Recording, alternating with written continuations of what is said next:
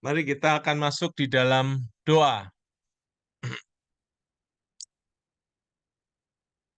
Bapak dalam surga, kami pada saat ini ingin belajar tentang rahasia otak bisa membawa kami kepada kebaikan dan kebahagiaan yang tujuannya membawa kemuliaan untuk Tuhan dan kami boleh memberikan pengaruh yang baik buat orang-orang yang ada di sekitar kami.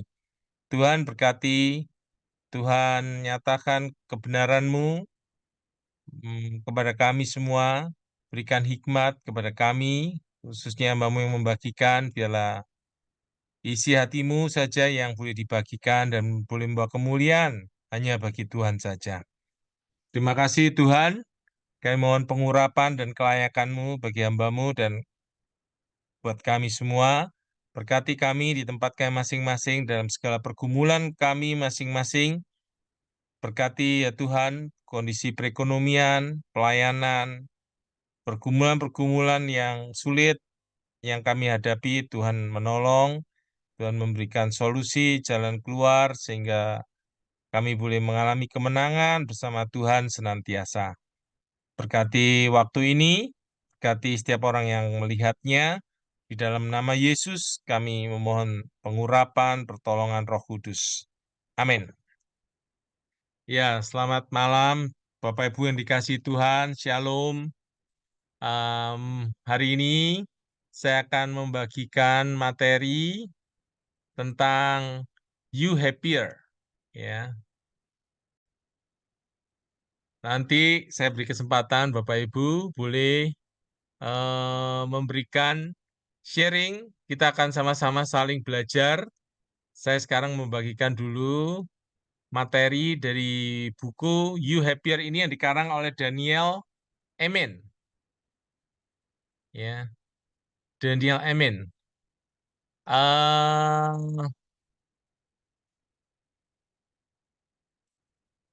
Oke.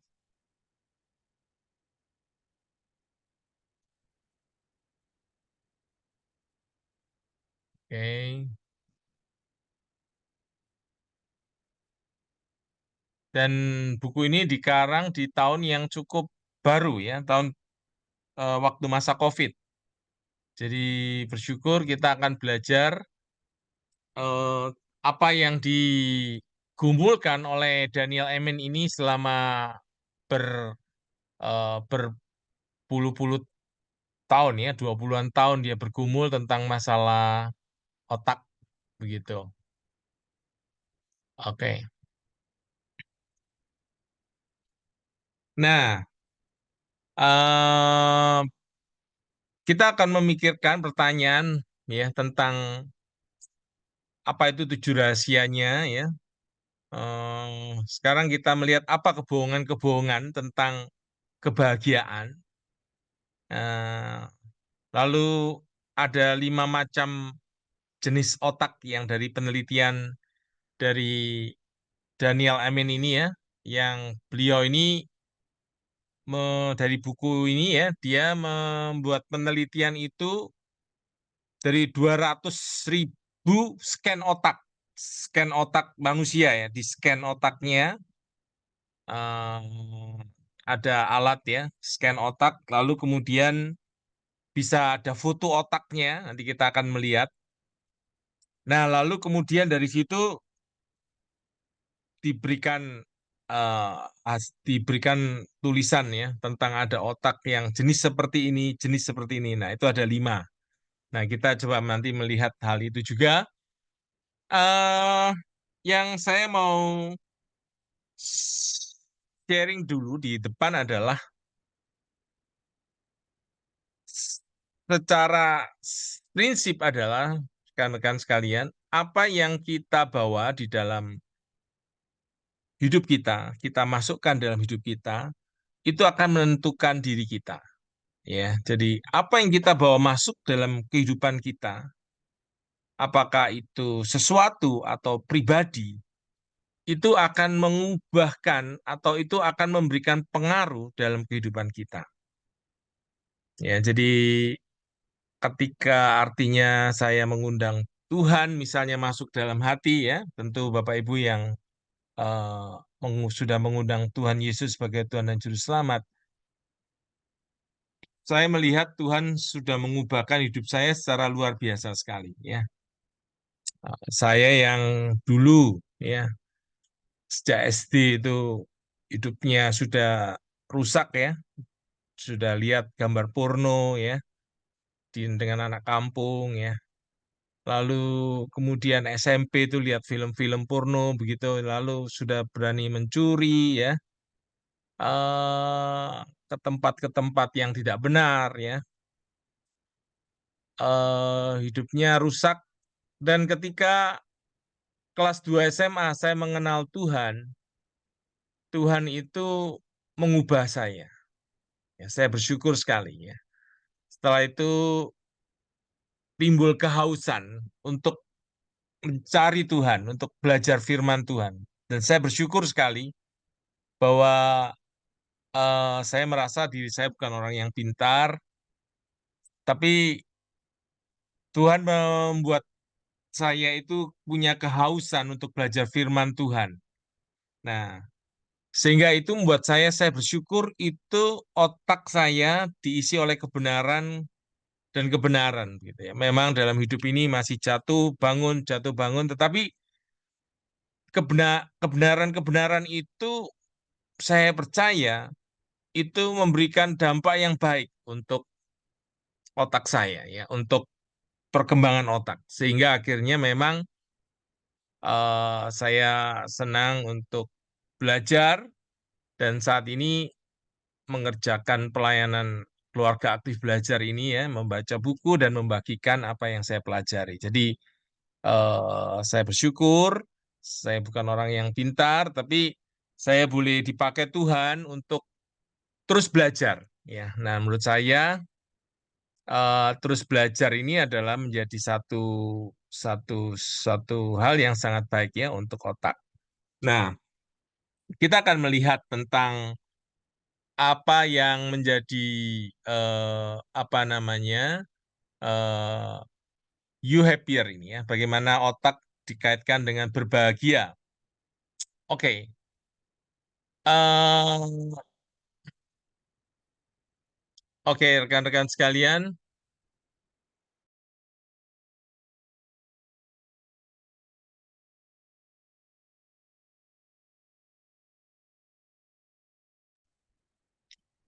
oke terima kasih teman-teman. Nah, rekan-rekan yang dikasih oleh Tuhan, jadi apa yang kita bawa masuk dalam diri kita ini itu yang akan memberikan pengaruh yang besar. Ketika kita mengundang Tuhan, ya, masuk di dalam diri kita, itu memberi pengaruh yang besar dalam hidup kita semua. Nah, ternyata tidak hanya masalah apa namanya eh, Tuhan ya, tidak hanya masalah pribadi yang kita undang, tapi juga berkaitan dengan teman-teman. Siapa orang-orang yang kita undang di dalam hidup kita? Kalau kita berteman dengan orang-orang yang bersifat membangun, ya, mengasihi, mendukung, maka kita akan menjadi lebih berbahagia dan lebih baik keadaannya. Ya, lebih bertumbuh di situ. Ya, di situ ada pengaruh ya. Nah, lalu kemudian apa yang kita bawa masuk juga ke dalam tubuh kita. Itu berkaitan dengan makanan ya. Nah, sebetulnya itu sederhananya. Apa yang kita bawa masuk dalam kehidupan kita ini. Nah, itu yang memberi pengaruh hidup kita ini berbahagia atau tidak. Nah, kalau di dalam firman Tuhan ya Matius 22 37 sampai 39, firman Tuhan ini bisa menjadi satu dasar yaitu eh, kita dipanggil mengasihi Tuhan dengan segenap hati, jiwa dan kekuatan, lalu mengasihi sesama seperti mengasihi diri sendiri. Nah, sebetulnya ini juga merupakan eh, bagian daripada tujuh rahasia itu ya. Nanti kita akan melihat. Mari kita lihat secara cepat rekan-rekan sekalian. Nah, kebohongan-kebohongan apa yang diberikan tentang kebahagiaan?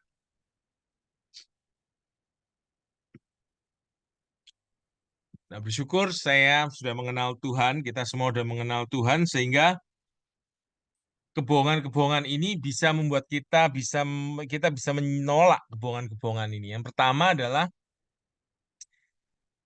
memikirkan bahwa memiliki lebih banyak dan lebih banyak lagi dari sesuatu itu akan membuat kita bahagia. Ya, cinta, seks, ketenaran, narkoba, ya. Nah, ini adalah sebuah kebohongan, ya, karena ternyata memang Salomo pun juga memberitahu pada kita, ya, dia sudah memiliki segala-galanya, tapi dia mengatakan itu semua sia-sia, ya. Jadi, apa yang tidak sia-sia? Yang tidak sia-sia adalah kalau kita memiliki relasi dengan Tuhan, begitu ya. Jadi sesuatu yang lebih tinggi memuaskan kita manusia yang lebih rendah. Tidak bisa dunia ini yang lebih rendah memuaskan yang lebih tinggi.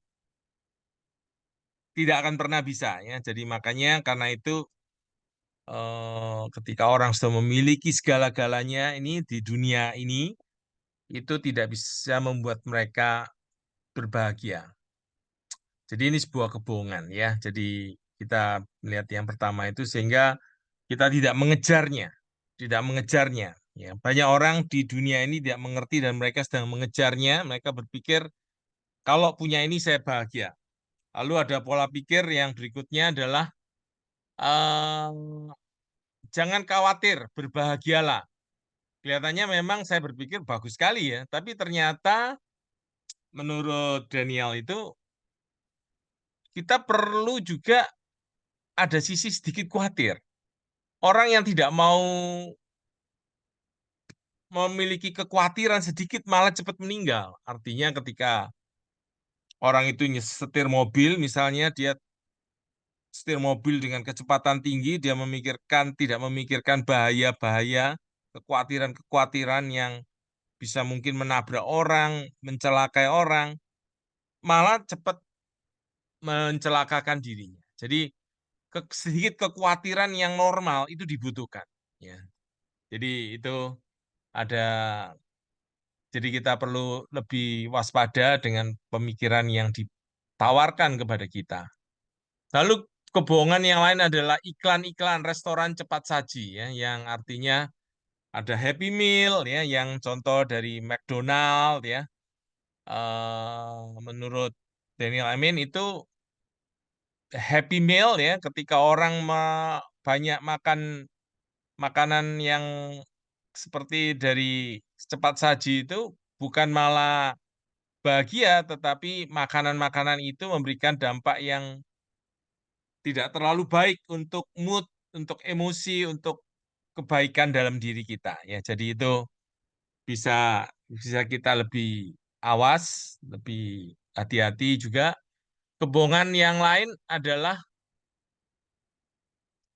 di tempat lain akan membuat kita bahagia. Kita jadi tidak puas.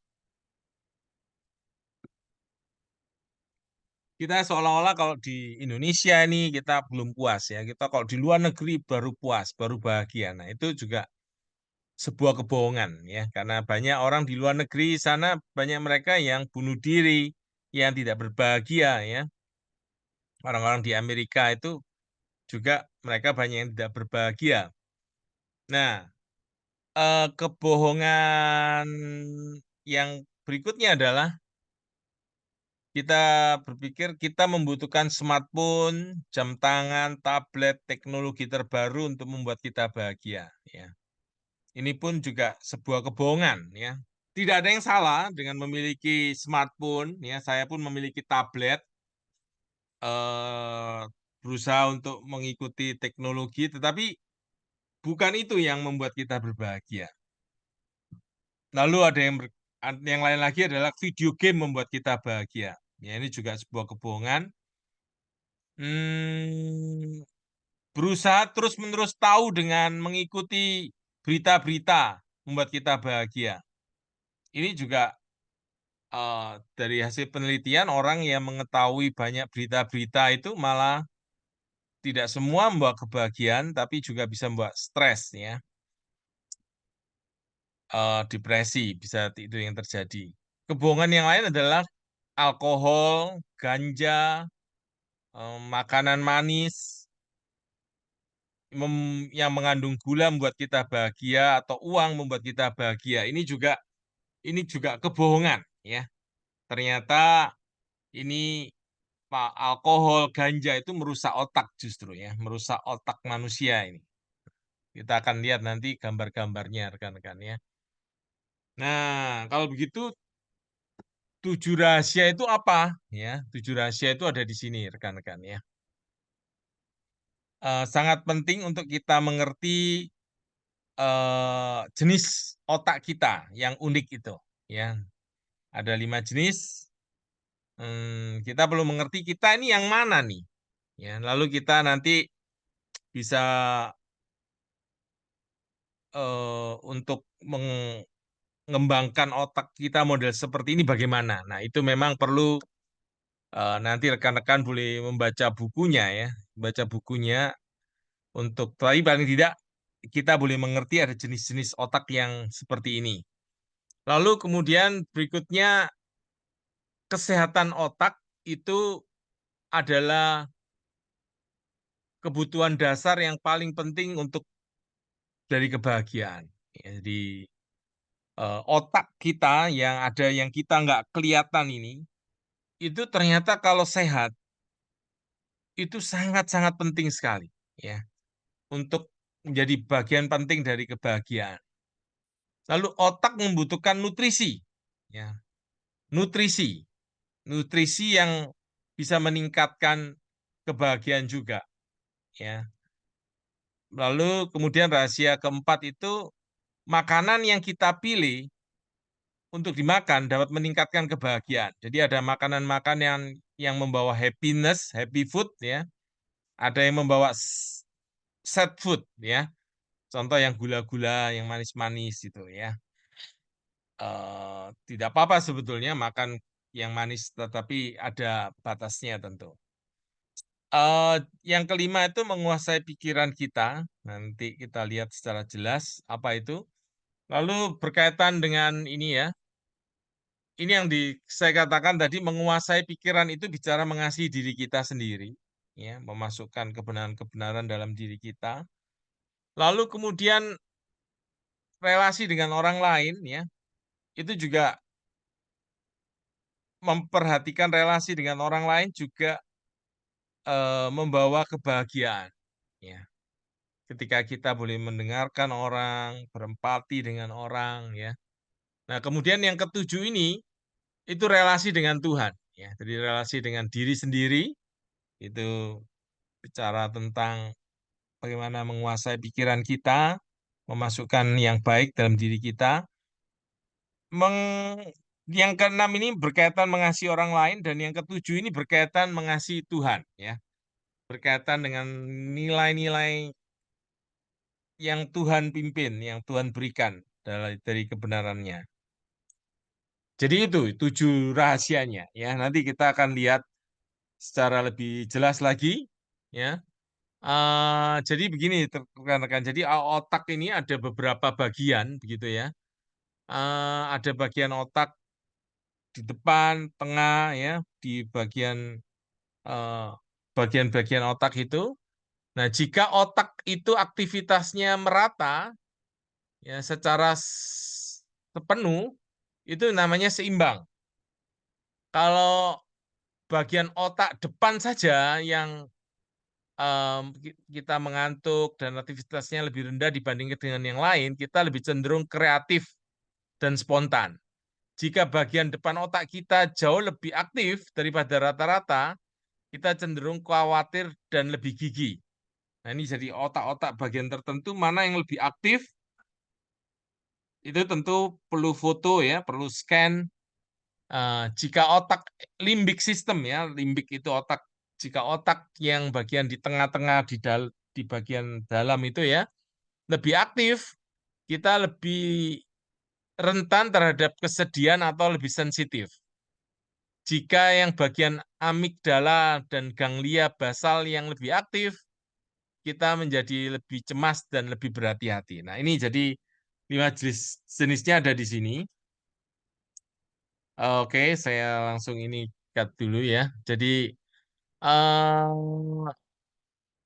jadi kebahagiaan itu bisa dikerjakan ya teman-teman ya. Bisa dikerjakan dengan melalui hal-hal kecil. Ada hal-hal kecil yang bisa memberikan kebahagiaan ya. Jadi ketika apa namanya ada cukup tidur ya, perawatan otak itu ya, bangun dengan perasaan istirahat yang baik, lalu kemudian ada makanan-makanan kesehatan ya, vitamin, eh, omega 3, protein C reaktif ya, dan ini materi-materi ini boleh dikerjakan. Ini juga sangat baik untuk membawa kesehatan pada otak ya. Makanan-makanan yang baik ya, lalu kemudian boleh menikmati relasi dengan pasangan ya, berada di alam. Nah, semua ini membawa kebaikan buat otak, bahkan menikmati menikmati makanan yang kita nikmati, coklat panas ya. Hal-hal ini memegang tangan pasangan, ini membuat hal-hal yang baik, saudara sekalian ya. Jadi kebahagiaan itu istilahnya boleh didapatkan dari hal-hal kecil, sekarang dan di sini, begitu ya. Jadi ketika kita boleh menikmati hal-hal yang baik, ya boleh belajar sama-sama seperti saat ini ya. eh ini boleh melakukan kontak mata dengan pasangan, dengan orang kita kasihi, ya, menonton, mendengar lagu yang kita sukai. Jadi secara rutinitas mungkin pagi hari kita bisa mengatakan ini hari-hari yang Tuhan buat, aku mau bersuka cita di dalamnya. Jadi perkataan-perkataan itu juga memberi dampak yang baik ya. Kita mau lihat teman-teman ya. eh Mendengarkan hal-hal kecil ya. Jadi kebahagiaan itu bisa diperoleh dari hal-hal yang sangat sederhana ya, lelucon ya, dengar lelucon, dengar dengar apa namanya film-film komedi ya. Kita boleh tertawa bersama-sama, ketemu dengan pasangan, anak-anak, cucu-cucu, menghabiskan waktu dengan teman, saudara, rekan ya, mendengarkan saudara ibu kita, itu juga semua mendatangkan kebaikan ya, bahkan membelai kucing, memeluk anjing pun itu juga berdampak ya kepada kesehatan otak kita. Dan secara spiritual juga dekat dengan Tuhan ya. Itu boleh menjadi eh, dampak yang luar biasa ya. Oke, teman-teman, sekarang kita mau lihat secara cepat ini eh, hasil scan spektroskopi atau foto ya, scan foto ya. eh, Pemindaian spektroskopi itu ada foto otak yang dari mamanya Daniel Amen ya. Usia 60 tahun, penampilannya sangat penuh, rata, simetris dan sehat. Nah, ini untuk otak yang sehat usia umur 35 tahun ya. Jadi kalau dia itu simetris, penuh begini, ini otak yang sehat.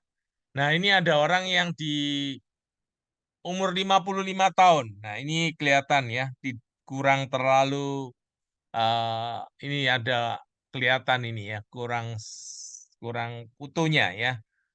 Ini yang sudah 82 tahun, saudara sekalian ya. Ini seorang wanita usia 82 tahun. Jadi otak itu bisa mengalami penurunan-penurunan. Tapi bisa saja orang sudah tua seperti neneknya Daniel Emen ini ya, seorang eh, penulisnya buku ini ya. Umur 92 tahun, otaknya ini masih bagus sekali. Wah, ini luar biasa ya. Ini neneknya.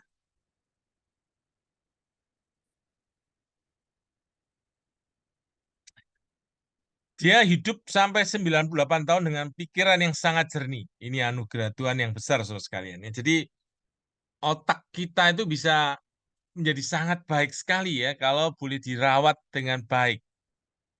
Jadi itu akan berdampak pada emosi kebahagiaan kita secara luar biasa tentunya. Ya. Nah, sedangkan ini saya ambil dari internet, saudara sekalian ya. Kalau kalau ini bagus sekali yang saudara lihat healthy top down itu ya. Nanti saya coba turun. Lalu kena marijuana 4 years itu kena marijuana 4 tahun kena marijuana itu otaknya udah lihat itu udah kurang bagus sekali ya. Lalu merokok juga 4 years of smoking juga otaknya juga kurang bagus ya. 6 tahun menggunakan opiates ya ini drug juga. 4 tahun menggunakan kokain, 10 tahun menggunakan alkohol, otaknya seperti ini ya. 3 tahun menggunakan meth, itu juga jenis narkoba yang lain, otaknya jadi rusak. Sudah jelas itu ya, narkoba ini merusak otak kita sangat-sangat luar biasa ya. Tiga bagian yang dirusak tentunya. Tapi bentuk otak yang ini jadi kelihatan kurang baiknya ya. Kalau pornografi bisa 5 bagian otak yang dirusak ya. Jadi lebih parah lagi. Nah, itu kalau kita mau lihat tentang tipe-tipe otak ya, saudara sekalian ya. Kita ini yang mana? Seimbang, spontan, gigi, persisten itu ya, salah satu jenis persisten yang 5 jenis otak, sensitif, dan orang yang berhati-hati, cautious itu ya. Kita ini ada yang mana? Nah, ini saudara yang nanti yang mau ingin untuk tesnya itu ada di website. Saya sudah taruh di sini websitenya. Saudara bisa ngetes kita ini ada yang lebih ke arah mana. Nanti ada ciri-cirinya ya. Kan saya akan bagi secara cepat saja. Kalau saya ini lebih banyak kelihatan di spontannya ya. Waktu saya ngetes sendiri di dalam websitenya, saya disebutkan seimbang. Cuman saya sendiri saya melihat saya banyak di spontan. Bisa saja itu menjadi eh, saling gabungan ya. Jadi sehingga kalau digabung itu bisa spontan seimbang gitu ya atau gigi dengan yang lain. Jadi bisa 16 macam akhirnya ya. Ada macam-macamnya ini karena digabung spontan persisten ya. Bisa gabungan-gabungan ini bisa menjadi 16 kira yang disebutkan di sini.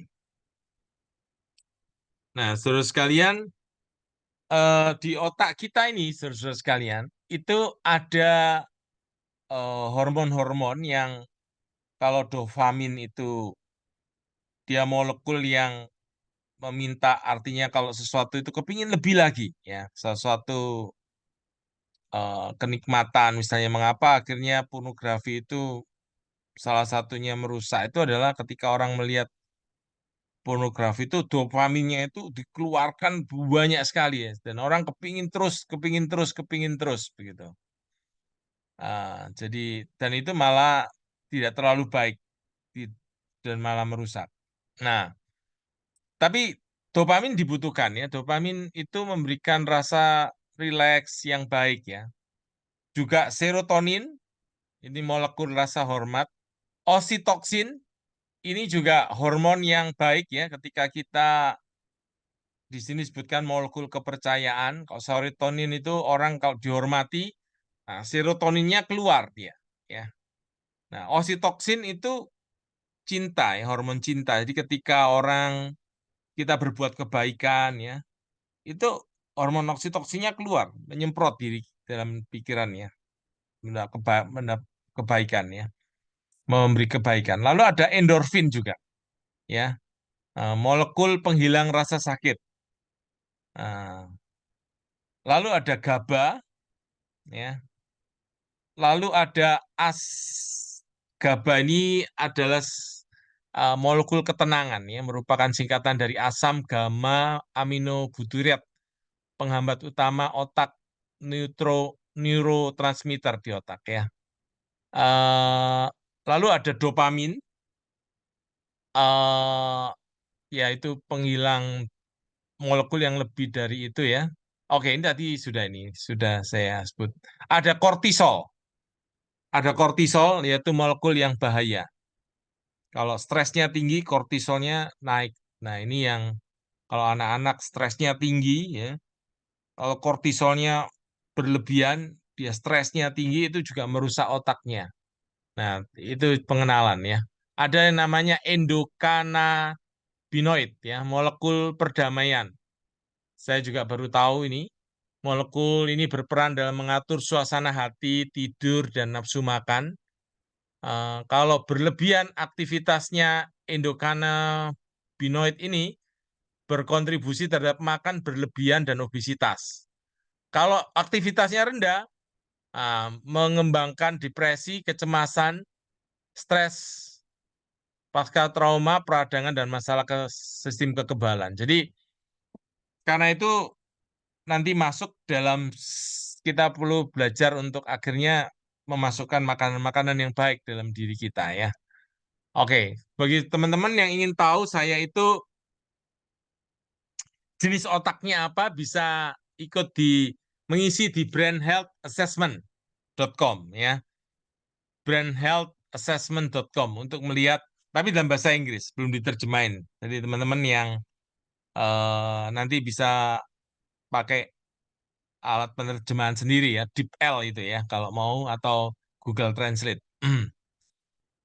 Oke, sekarang saya akan cepat aja kita lihat tipe-tipe otak ya. Yang pertama itu seimbang, otak yang seperti apa? Orangnya fokus ya. Seimbang itu dia seimbang, semuanya seimbang baik begitu ya.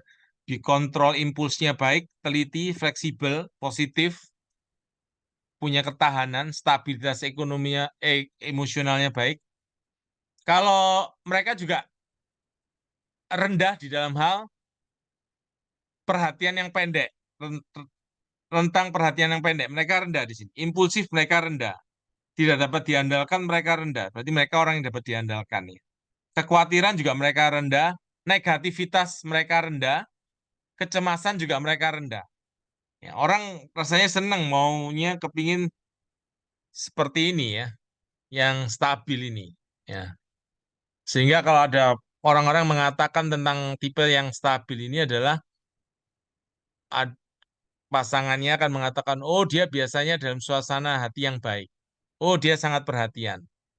Atau yang dikatakan rekan kerja, oh dia pemain tim yang hebat. Dia rekan kerja yang hebat. Dia bisa diandalkan. Kita bisa mengandalkan. Ini sorry ini ada tulisannya kita ini ada mengandalkan sebetulnya untuk memenuhi tenggat waktu. Jadi sesuai batas waktunya ini dia bisa tepati. Kalau kata teman-teman yang lain, oh dia selalu bersedia menjadi pengemudi yang ditunjuk. Saya senang karena dia sangat dapat diandalkan. Nah, tipe otak seimbang ini mereka berbahagia kalau bagaimana hubungannya sehat, pekerjaannya bermakna, keamanan finansialnya baik, mengikuti aturan, tepat waktu. Mereka suka ikut acara berpartisipasi ya, seperti acara Pasca Natal. Mereka senang, bersenang, senang. Nah, apa yang membuat tipe otak seimbang tidak bahagia? Kalau kondisinya kacau, ya, risiko yang diambil berlebihan, ya, terlambat, pergi ke tempat yang berbahaya, melewatkan tugas, berada di sekitar orang yang tidak dapat diandalkan. Mereka atau negatif ya, tidak mau mengikuti aturan. Mereka tidak senang, tidak bahagia. Ya, inilah saudara sekalian yang kita boleh mengenal tipe otak yang stabil. Yang kedua adalah tipe otak spontan ya. Mereka memiliki nilai tinggi di dalam hal spontanitas ya. Saya termasuk orang yang di sini saudara sekalian ya. Teman saya itu pernah waktu itu ada Pak Hari ya, Pak Hari rekan perkantas yang di Surabaya waktu beliau masih bekerja mengajak saya ke Solo ya. Saya pada waktu itu baru datang ke tempat kerjaan eh, yang di tempat pelayanan itu saya ketemu beliau lalu diajak ke Solo ya tiba-tiba. Mau nggak? Ya saya spontan saja oke begitu ya. Jadi tipe spontan itu tipe yang eh, apa yang dipikirkan ya dirasa oke baik bisa langsung cepat pergi begitu, cepat ambil keputusan. Dia berani mengambil risiko, kreatifnya tinggi ya, pemikirannya tidak biasa, keinginan tahunya besar, punya bermacam-macam minat. Nah, ini yang rendah ini ya. Rentang perhatiannya pendek. Ya, saya juga mengalami kelemahan ini ya. Tidak bisa konsentrasi, fokus di satu tempat. Impulsif, kegelisah, tidak terorganisir, menyukai kejutan ya, cenderung ADD ya. Attention Deficit Disorder. Mereka juga rendah terhadap apa ini ya, kebencian terhadap kejutan, keengganan mengambil risiko, rutinitas ya. Mereka rendah sekali nilainya dalam hal ini ya. Mereka tidak suka dengan hal-hal yang kuno gitu ya. Perhatian terhadap hal detailnya juga rendah ya. Perasaan tenangnya juga bisa rendah. Nah, ini orang-orang yang mengatakan tentang orang spontan seperti apa? Seperti ini ya. Saya suka dia selalu siap untuk masuk ke dalam mobil dan berpetualang. Terkadang dia mengatakan hal-hal yang tidak sopan kepada saya. Apa yang dikatakan rekan kerja mereka? Jika kami perlu menghasilkan sesuatu yang benar-benar inovatif, dialah yang harus kami tanyakan. Jika kami memberikan proyek kepadanya, kita harus memberi tahunya bahwa proyek tersebut akan selesai beberapa hari lebih awal.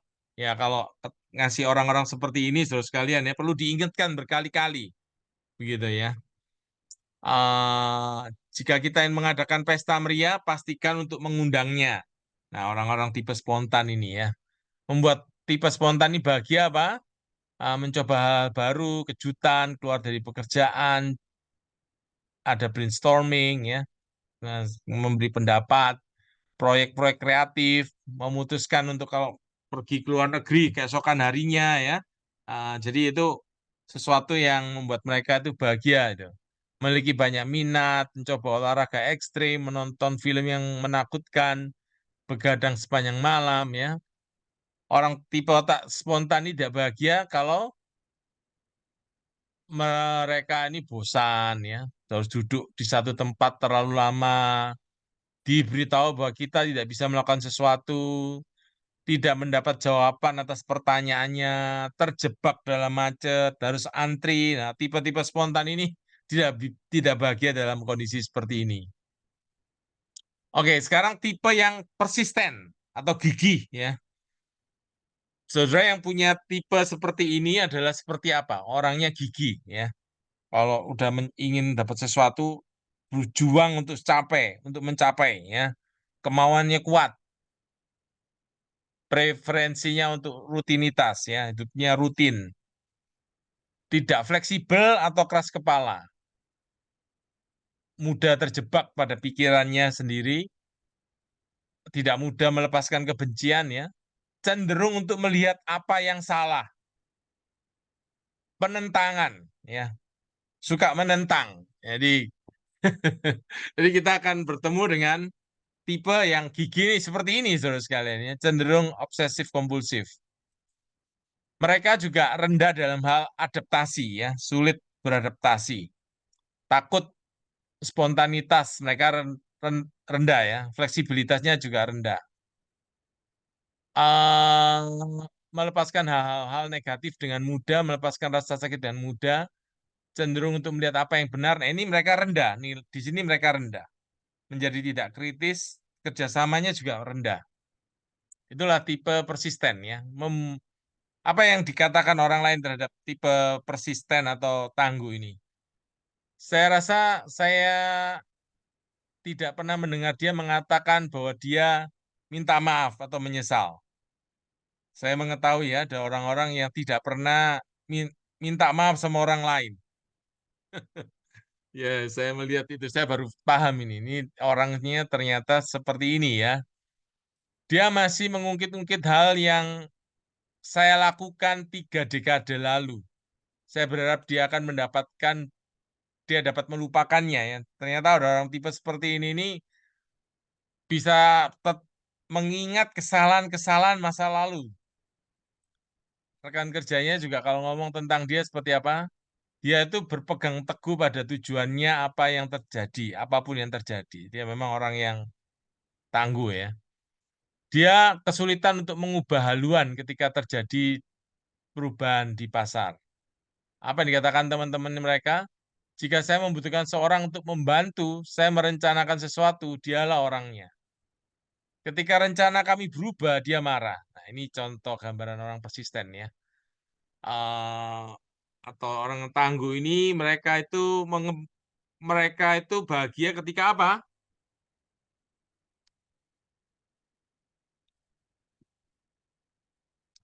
Ketika memegang kendali, memiliki rasa hormat dari orang lain, hari-hari yang dapat diprediksi ya. Jadi mereka punya gambaran besar, bisa mempertahankan rutinitas, membuat keputusan ya. Mereka tidak bahagia kalau ada kegagalan, ya, dibuat menunggu, tidak menemukan tempat parkir, dihalangi oleh atasan, memiliki aturan yang berubah ya. Nah, sebenarnya kita lihat yang sensitif. Ya, ini tipe yang keempat ya. Tipe otak yang keempat adalah sensitif. Orang-orang ini cenderung peka, perasaannya mendalam, empati, suasana hatinya bisa berubah-ubah, pesimis, banyak pikiran negatif yang muncul secara otomatis dan depresi ya. Ini yang sensitif. Mereka rendah dalam hal apa pura-pura, kebahagiaan yang konsisten, pikiran yang positif. Jadi orang sensitif ini ternyata tidak mudah untuk memiliki pikiran yang positif. Orang lain mengatakan apa sama dia, saya senang bicara dengannya hingga larut malam. Terkadang dia melakukan sesuatu dengan cara yang salah. Rekan kerjanya ngomong apa? Dia seperti ibu kantor yang mengurus kami semuanya. Dia penyendiri. Inilah orang sensitif, saudara sekalian ya. Teman-teman mereka ngomong apa? Kami memiliki begitu banyak kenangan yang menyenangkan bersama. Terkadang dia menjatuhkan saya dengan sikap negatifnya. Jadi ini orang yang tipe sensitif. Mereka bahagia pada waktu apa? Mereka mendengarkan musik, memiliki tujuan yang kuat, memikirkan pemikiran yang mendalam, ya.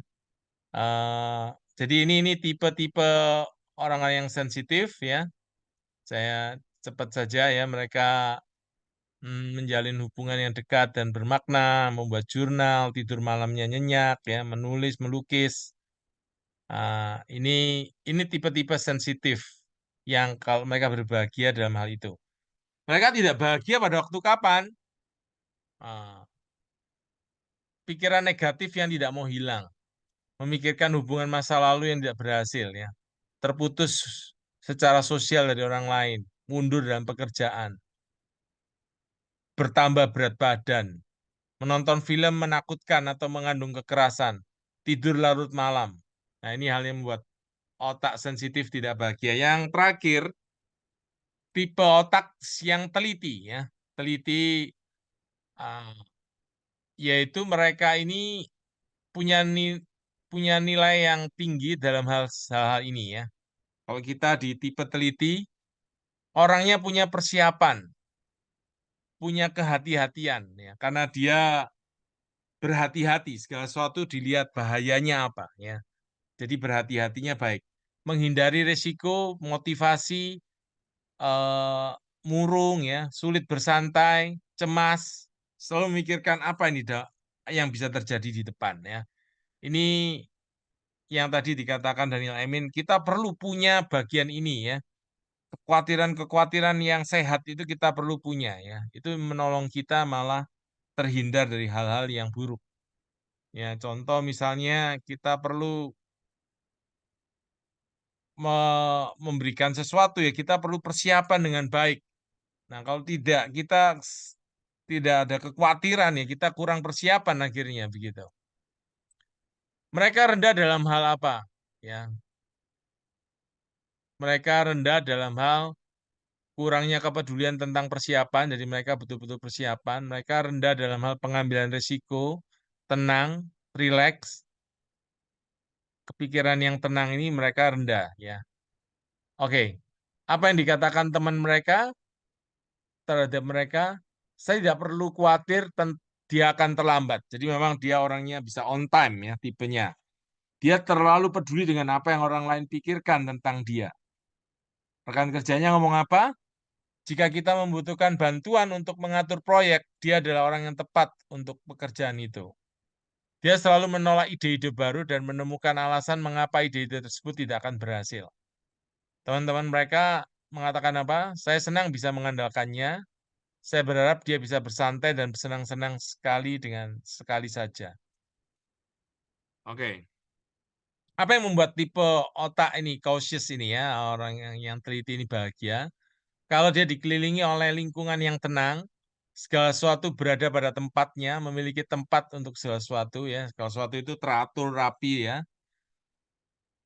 Pendakian besar di alam terbuka, mandi air hangat, ya ini kesendirian ya. Mendaftarkan pro kontra sebelum membuat keputusan, menyelesaikan tugas tepat waktu. Yang membuat orang ini tipe cautious ini tidak bahagia bagaimana?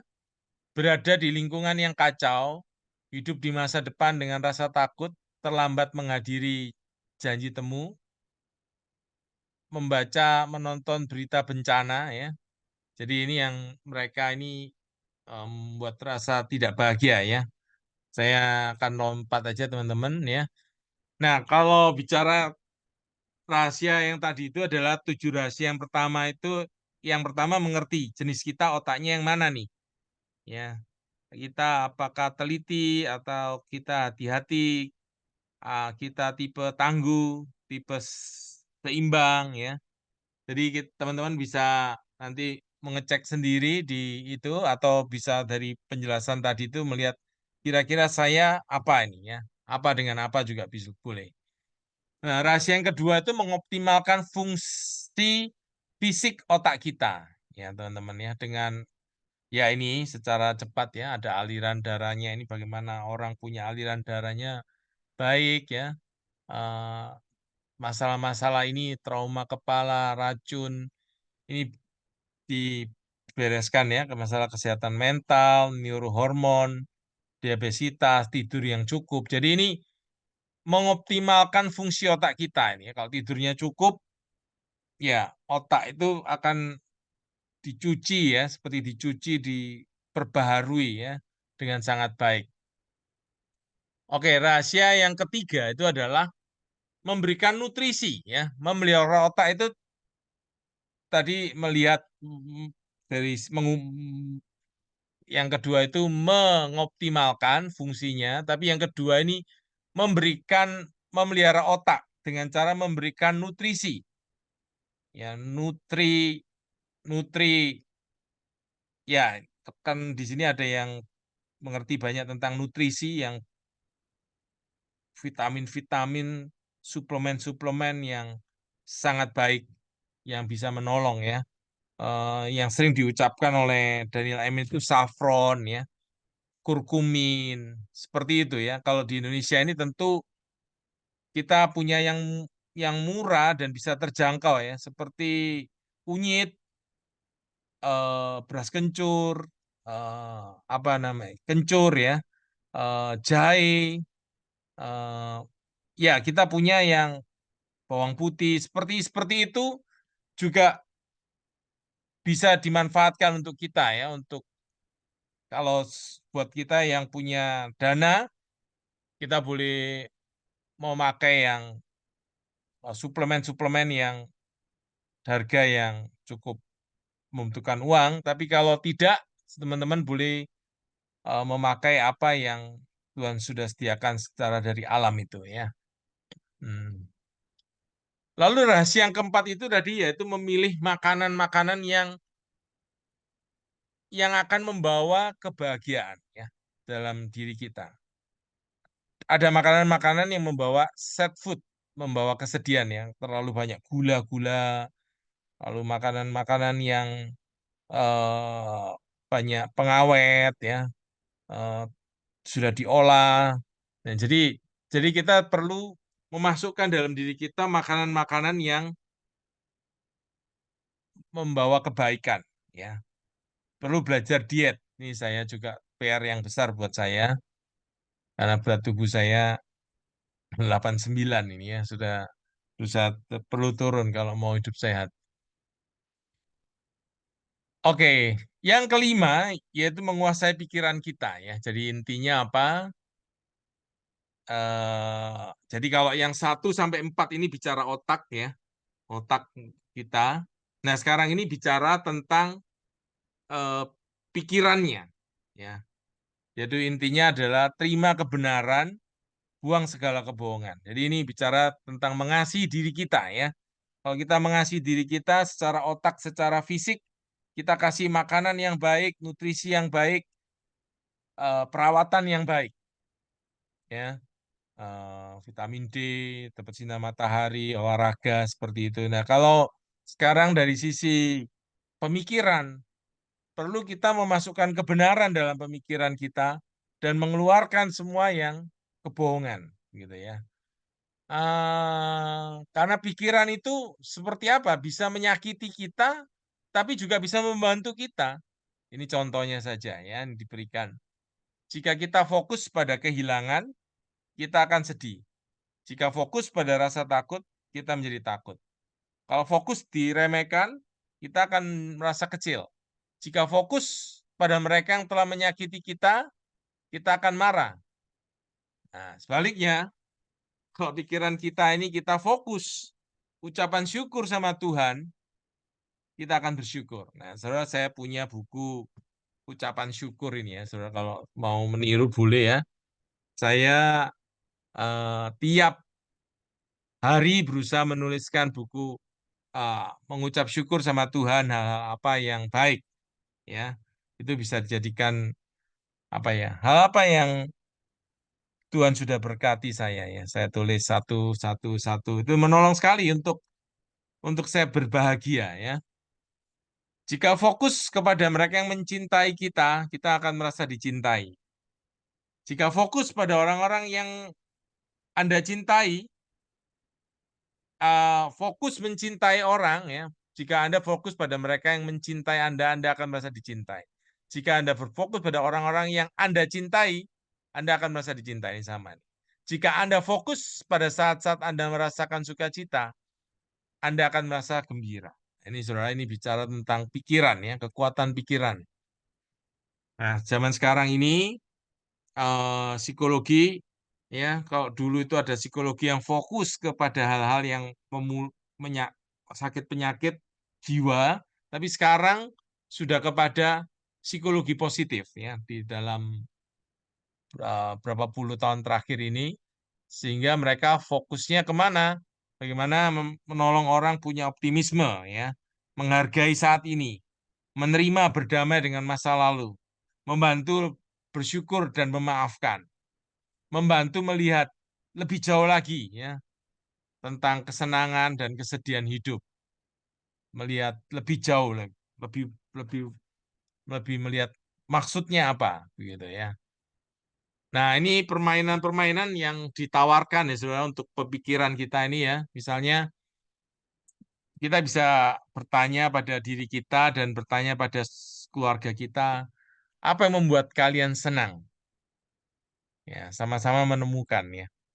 Apa hal yang membuat saya senang ya? Nah, ini nanti saya bisa terapkan, kita bisa terapkan pada keluarga kita, anak-anak kita, pasangan kita, atau permainan memberi nama pikiran kita, ya.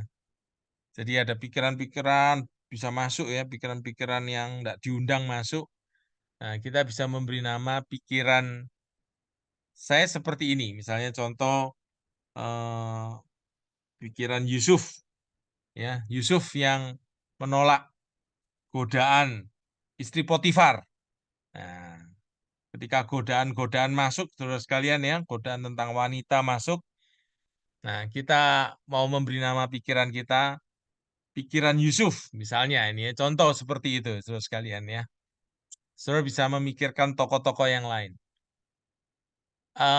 Atau interupsi waktu-waktu menyedihkan yang tidak penting dengan kenangan-kenangan bahagia. Kadang-kadang ada pikiran-pikiran yang tidak bahagia masuk ya, ditipu orang, dirugikan atau apa. Itu membuat kita moodnya negatif. Nah, kita bisa interupsi ya. Enggak. Aku mau mengingat kenangan-kenangan yang baik. Aku pernah apa namanya? Ya, cintanya diterima pasangan ya bisa apa itu anak-anak yang anak-anak waktu lahir ya Tuhan mencukupkan keuangan melihat kenangan-kenangan yang indah ya lalu juga bisa berusaha merasa nyaman dan kapan saja di mana saja ya dengan membayangkan tentang ruang-ruang di rumah yang memberi kenangan yang indah. Di sini saya ketemu pasangan ya di ruangan ini. Di ruangan ini bertemu dengan orang yang kita senangi, ketemu dengan orang yang memberkati di ruangan ini. Nah, ini juga memberikan perasaan kita nyaman ya. Great, perasaan yang baik. Ini contoh soal ini ya. Artinya kita belajar mengubah pola pikir ya. Nah, ini supaya punya sikap yang tepat ya, pikiran yang tepat, positif begitu ya. Nah, pada pagi hari ngomong, hari ini akan menjadi hari yang menyenangkan. Ya, bangun pagi. Kalau saya mengajarkan ke anak-anak, hari ini harinya Tuhan. Ya, aku mau bersorak-sorai pada Tuhan. This is the day that the Lord has made. I will rejoice and be glad in it. Nah, lalu bisa juga perhatikan momen-momen kecil, kebahagiaan dalam hidup kita ya, hal-hal kecil. Hmm, suara sekarang ini di tempat saya ini gerimis kecil ya. Nah, mendengarkan suara rintik-rintik hujan ya. Lalu cari orang untuk mengungkapkan rasa terima kasih pada orang lain. Lalu lakukan tindakan kebaikan pada orang lain ya. Fokus pada kekuatan kita. Gunakan kekuatan itu ya. Eh hidup pada masa saat ini ya, momen ini bukan masa sudah lewat, tapi fokus ke masa sekarang. Singkirkan hal-hal negatif dari hidup. Belajar mempertanyakan pikiran kita ya, yang salah kita buang. Jadi yang salah pikiran-pikiran yang negatif ya, pikiran-pikiran yang tiba-tiba muncul yang jahat ya, nusuk orang ya toh, eh, melakukan hal saya barusan ini terjadi kan di Kota Malang seorang anak yang dengernya itu karena ditolak cintanya berkaitan masalah percintaan terjun dari lantai 3 ke bawah ya. Nah, saya pikir itu pikiran negatifnya masuk, dia tidak menyingkirkan itu, lalu kemudian dia lompat ke bawah ya dari lantai 3 itu. Membunuh diri tapi tidak meninggal, tapi akhirnya patah tulang di beberapa tempat ya, mungkin dan itu tentu sangat merugikan sekali ya buat dia dan keluarganya. Seandainya dia dilatih ya bisa menyingkirkan pikiran-pikiran yang salah ya, men-scanning yang salah ini ditolak ya, yang salah ini salah ini tidak boleh ini ya. Hanya terima yang benar saja. Nah, itu ya. Anak-anak kita perlu dilatih ya rekan-rekan ya supaya kita boleh memiliki anak-anak yang sehat pikirannya. Tertawa lebih banyak ya dengan sengaja. Nah, lalu waktu mau tidur, lihat apa saja hal yang baik yang sudah berjalan dengan baik pada hari ini. Nah, kita memikirkan hal-hal seperti itu. Pagi hari bilang ini hari-hari yang baik ya. Tuhan bisa mengerjakan hal-hal yang besar. Ada solusi dari Tuhan ya. Nah, itu pikiran yang kita bisa kita pikirkan dan katakan. Ada solusi yang baru untuk hari ini. Ya, saya percaya itu saudara sekalian ya. Tuhan memberikan solusi-solusi dalam hidup kita karena kita punya Tuhan yang hidup. Lalu waktu mau tidur kita lihat apa saja yang bisa sudah berjalan dengan baik. Oke, yang keenam itu bicara tentang relasi dengan orang lain, ya. Itu berkaitan dengan kebahagiaan sosial, kebahagiaan dengan hubungan sosial kita, ya. Itu disingkat relating sama Daniel Amen, ya. Ada responsibility, ini singkatan ya, relating itu ya, empati, listening, ya. Ini kalau dikerjakan, ini maka hubungan dengan orang baik orang lain bisa menjadi baik.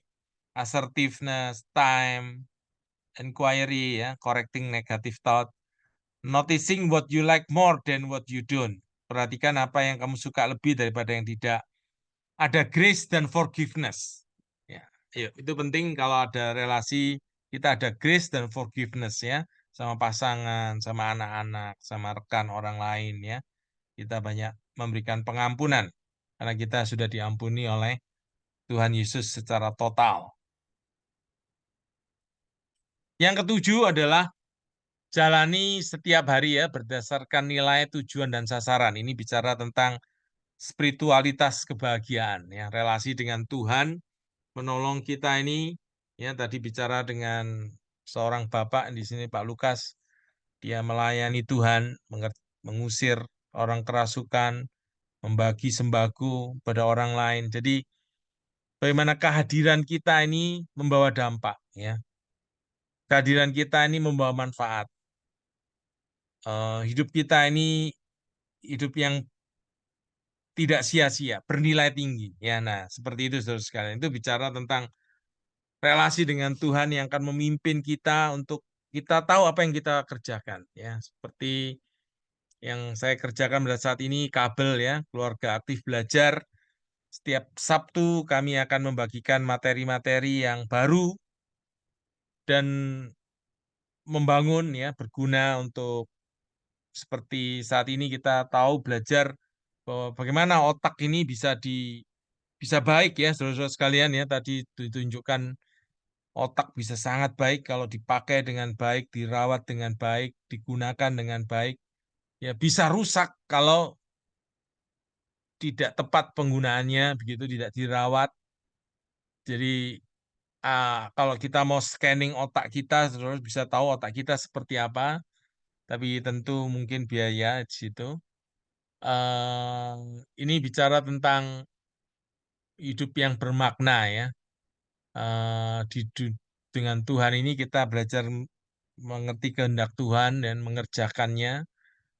Di bumi ini kita bisa bertanya, saya ini kontribusi apa ya, hubungan dengan generasi yang sebelum kita, menghormati leluhur kita ya, eh, lalu hubungan dengan generasi yang masa depan itu mengasuh cucu-cucu kita ya. Di sini ada yang sudah punya cucu.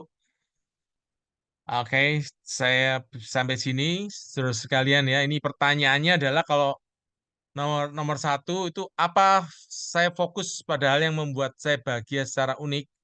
Kalau rahasia nomor dua itu apa ini baik untuk otak saya, ya. Eh, Pertanyaan yang rahasia tiga itu apakah saya memberi makan otak saya yang unik ini? Karena sebetulnya tiap bagian otak itu ada resep-resep yang diberikan oleh Daniel Omen ya. Tapi secara umum ya sudah kita mengerti suplemen-suplemen ya. Pilihlah dan vitamin-vitamin.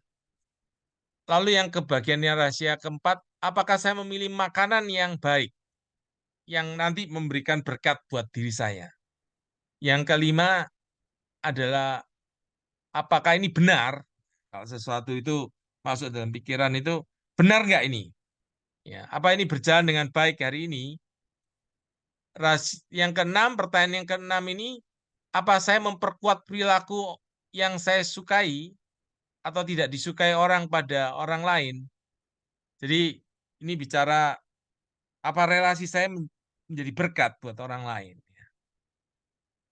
Kalau yang ketujuh berkaitan dengan tujuan hidup ya, nilai apa ini cocok, ini sesuai yang Tuhan mau.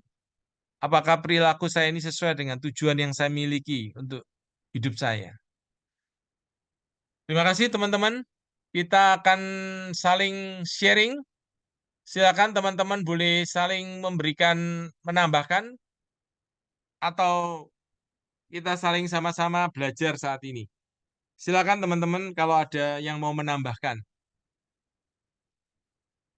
Saya beri kesempatan untuk saya sudah buka untuk teman-teman bisa unmute untuk bisa sharing, menambahkan, melengkapi menceritakan pergumulan atau ada pertanyaan, kita saling belajar. Silakan teman-teman.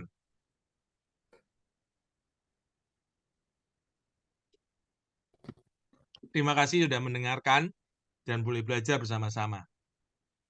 Silakan kalau ada teman-teman yang ingin mau menambahkan, kita saling belajar.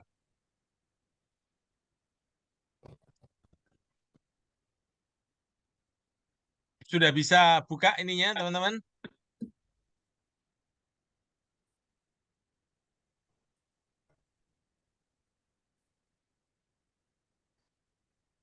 Oke. Oke, silakan. Ada yang ingin Bu Eva? Silakan Bu Eva. Terima kasih Pak Daniel. Ya, Luar silakan. biasa banget. Tapi ini videonya nggak bisa dibuka ya. Host yang stop katanya. Oh, iya, ya, sorry. Sorry. Start video. Boleh. Sudah, Bu Eva.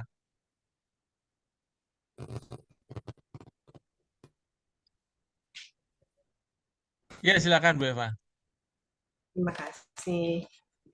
Semua yang disampaikan sudah lengkap saya rasa Pak. Oh iya, ya. Ya, Bu Eva mau menambahkan juga boleh dari pengalaman. Tambahin. Hanya mungkin yang perlu kita perhatikan, kalau tes itu tidak menjawab semua kondisi. Gitu. Jadi tes itu untuk apa? Misalnya aja kita ambil satu contoh, tes untuk penerimaan karyawan. Itu dipakai tes toh. Nah, hasilnya itu ditujukan untuk menempatkan karyawan tersebut di tempat yang mana. Seperti yang tadi Pak Daniel contohkan. Kalau dia relasinya bagus, semua ini oke, mungkin dia ditempatkan di front office. Kalau dia teliti, dia cermat ini, mungkin di bagian bendahara. Kemudian kalau dia orangnya suka menyapa, suka segala macam, mungkin di bagian promosi perusahaan. Nah, mungkin yang sama dengan yang tes-tes yang kita lihat tadi. Jadi tidak mencerminkan kita secara keseluruhan. Dan kalau ini mengarah ke suatu ciri kepribadian, ya itu bisa berubah. Nah, jadi ada masa berlakunya juga yang kita teskan tadi. Kalau misalnya untuk itu hampir sama dengan ciri kepribadian kan, Pak. Ya, Yang ini tadi, ada salah satu dari yang lain-lain ya, ya. Uh-uh. ya. Nah, itu kan bisa berubah. Jadi misalnya saja pada waktu uh, kita ke arah mana nih? Ke arah pernikahan barangkali ya. Nggak ada suami dan calon suami dan calon istri itu yang klop satu sama lain. Jadi tidak menggambarkan si A ini cocoknya sama si B ini cocoknya sama si C. Enggak gitu. Jadi bisa saling isi mengisi. Nah, jadi kita misalnya melihat saya kurangnya di sini, kurang banyaknya di sini, lebihnya di sini. Nah, itu diklopkan, di maksudnya saling mengisi gitu. Kan menjadi suatu kondisi yang baik di dalam kehidupan keluarga itu. Dan juga tentu seperti yang dikatakan tadi, semua hormonal yang di tubuh itu kan mempengaruhi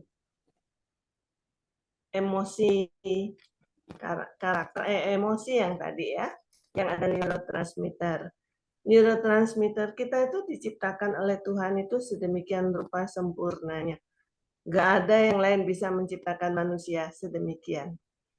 Jadi pada waktu kondisi kita kurang nyaman, kita tahu nih, oh kondisi seperti nah itu otomatis yang dopamin kita juga keluar menyeimbangi.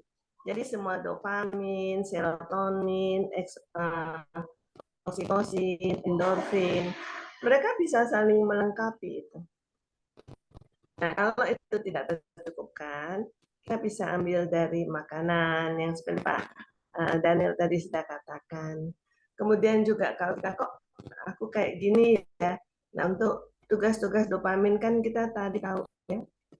kesenangan dan sebagainya itu bisa didapat kalau kita makan makanan yang kita favorit, belajar hal-hal baru.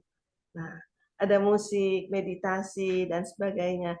Nah, itu akan meningkatkan dopamin kita. Nah, kemudian oh kok yang ini kayaknya serotonin nih. Nah, serotonin ini kan suatu kondisi bersyukur, ada pijatan-pijatan tertentu di tempat-tempat tertentu yang memang kita pelajari untuk diri kita, termasuk yang berjemur tadi. Nah, makan makanan yang tinggi triptofan, itu kacang-kacangan dan sebagainya dan sebagainya itu yang bisa kita pelajari. Jadi tidak ada satupun sebagai yang sudah kita pelajari. Jadi ini semua yang Pak Daniel katakan tadi sudah lengkap itu.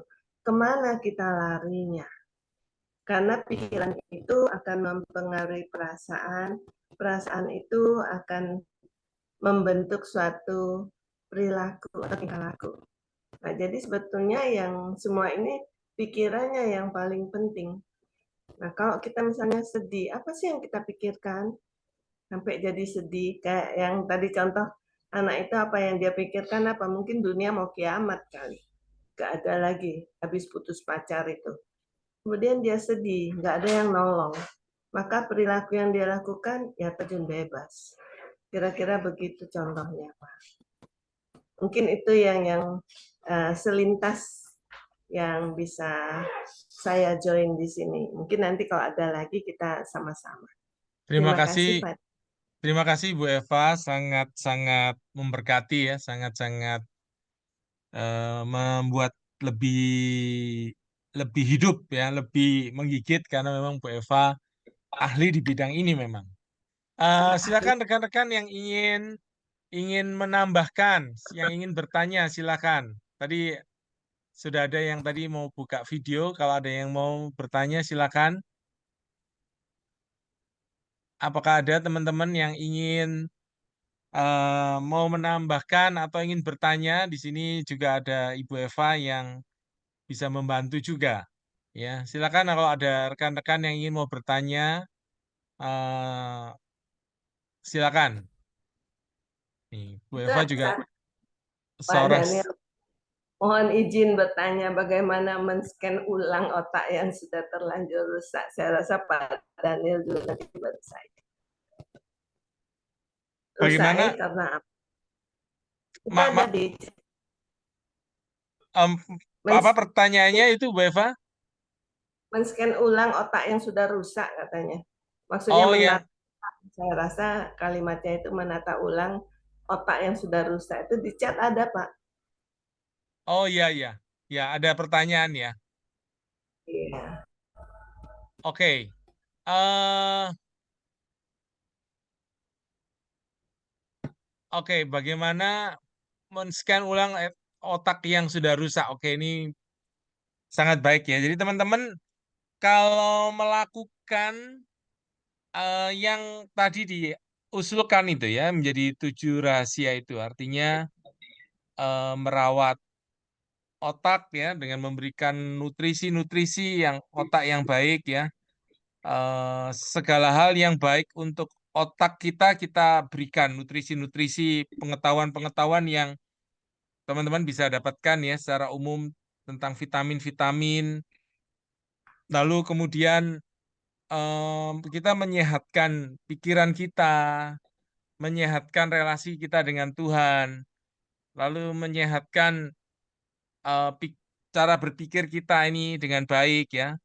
Lalu kalau misalnya kita terlibat seperti narkoba atau drug atau apa ya, kita tahu ini merusak, kita stop berarti kan.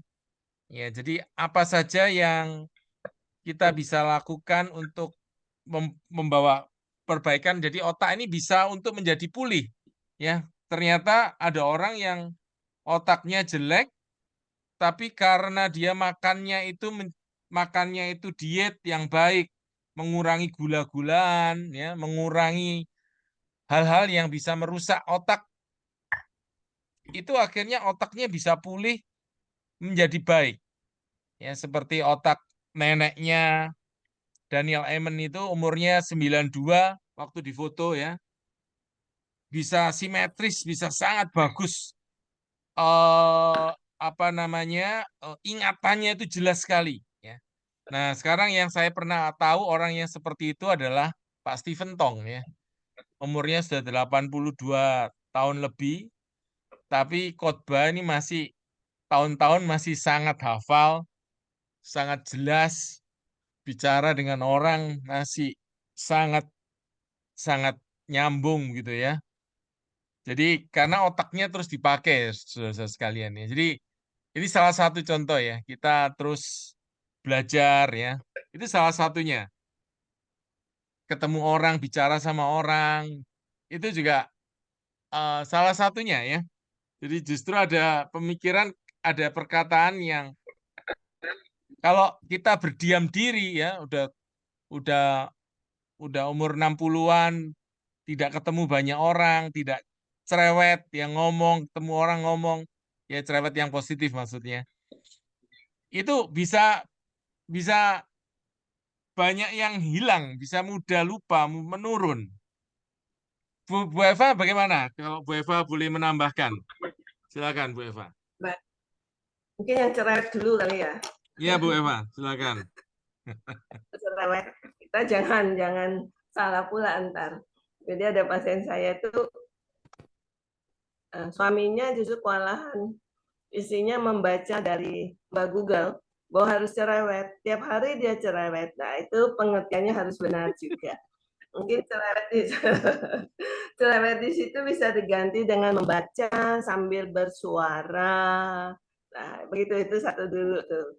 Nah, mungkin yang ingin ditanyakan oleh teman penanya, jadi otak yang rusak untuk di-scan kembali, mungkin untuk film-film porno yang sekarang banyak beredar.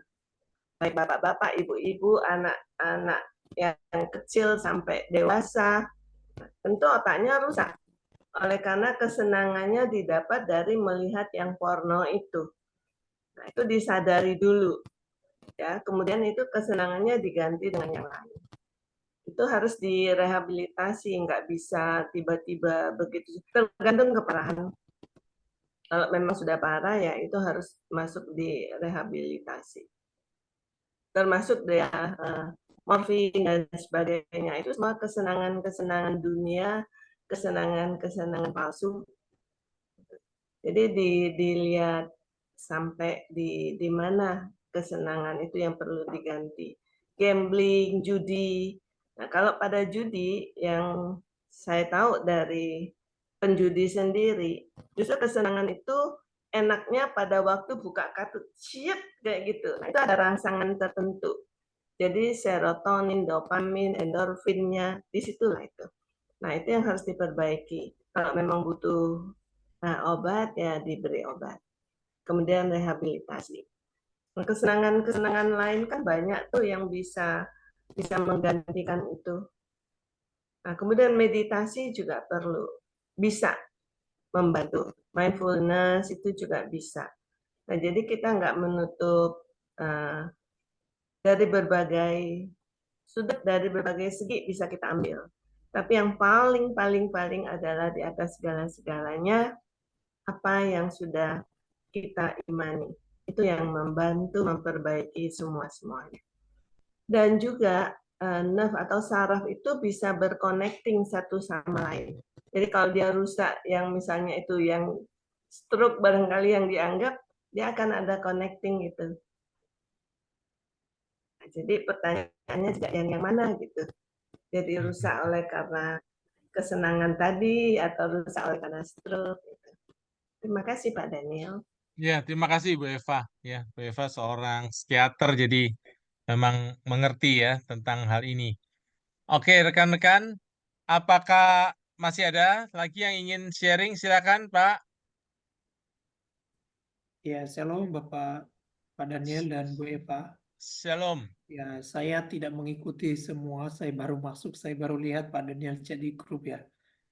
Berlupa. Ya, Ini saya mau tanya Bu, jadi dan juga Pak Daniel, bagaimana cara untuk memulihkan otak juga yang bisa dikatakan rusak ya, karena saraf otak itu diserang oleh malaria waktu pelayanan di Papua. Jadi kalau yang saya alami, karena saya pernah pelayanan di Papua, saya kan kena malaria 6 kali, Bu. Jadi malarianya itu semua sudah saya alami. Jadi tropikana yang +4 juga tersiana dan mix.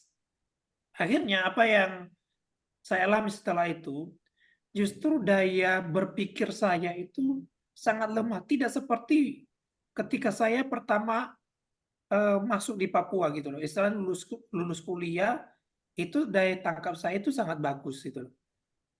Sangat bagus. Tapi setelah itu saya pulang dari situ kayak orang, ya bisa dikatakan kayak orang bego gitu loh, Pak. Jadi untung pun sudah dari 2020 ya, sudah agak mulai lebih pulih sih. Cuman memang saya masih belum pulih normal gitu loh. Kira-kira triknya seperti apa atau caranya seperti apa, Bu? Ya, terima kasih. Sorry, nama siapa? Saya Meidama, terus saya muridnya, mahasiswanya Bu Maria, Pak. Oh iya, Maidama ya. Iya, Oke, terima kasih Maidama. iya, iya. Ini mungkin saya tambahkan nanti Bu Eva yang bisa lebih jawab itu. Tapi tambahan dari saya adalah begini. Terima kasih untuk pertanyaannya Pak Maidama. Jadi jadi masukan dari Daniel Emin itu adalah anak-anak kita atau diri kita ketika main bola jangan kepala ini untuk menerima bola. Jadi otak ini harus dilindungi sedemikian rupa. Jangan kan orang pakai bola lalu dipakai kepala ini untuk menerima bola begitu disundulkan. Nah, itu bisa merusak bagian-bagian otak. Nah, juga ada olahraga-olahraga yang bisa juga mengenai otak kepala. Jadi perlu kita mengurangi risiko-risiko seperti itu. Jadi itu yang saya pikir saya tambahkan. Mungkin Bu Eva mau menjawab yang dari Pak Maidama ini. Silakan Bu Eva. Kasih. Bu Eva, silakan. Baik, Pak Mei. Kalau yang malaria, dia kan menyerangnya ke dalam ya.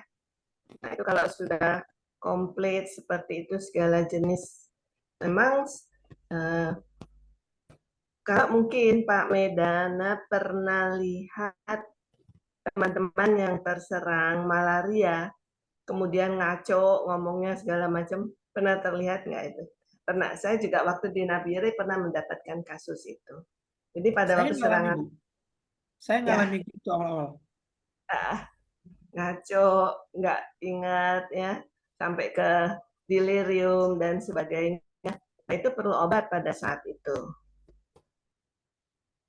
Obatnya ya nanti disesuaikan. Nah, pada saat sudah pulih, sekarang di waktu pemulihannya itu juga diperlukan juga. Jadi mungkin nanti Pak Dani boleh ngasih nomor saya ke Pak Mei. Ya. Nah, sekarang kan ada pengertian-pengertian baru bahwa neuron itu bisa saling menyambung. Gitu. Jadi interconnecting neuron itu bisa diperbaiki. Jadi neuronnya itu yang seperti itu tuh bisa nyambung gini. Nah, jadi neurotransmitter juga bisa bagus gitu. Nah, tentu perlu latihan, perlu pengobatan, dan perlu hal-hal lain yang perlu kita lihat, Pak. Oh iya, Itu oke yang oke. interconnecting neuronnya itu, Pak.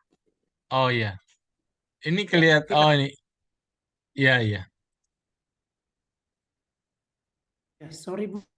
Iya tadi sempat hilang, Ya, tadi terputus. Baterai laptop saya terputus. mati, dia Jadi maksudnya Ibu ya. Eva itu neuron itu bisa muncul kembali, Karena bisa terhubung kembali begitu ya Bu Eva ya? ya, itu teori yang baru sekarang. Jadi ada interconnecting yang muncul itu. Bertautan satu sama lain. Lewat perawatan-perawatan begitu ya Bu Eva ya, lewat Nomor 3. Pak Maida. Nanti Maidama. Pak Maidama kasih nomor ke saya lewat chat ini boleh atau nanti apa, sehingga nanti saya bisa kasih nomornya Bu Eva.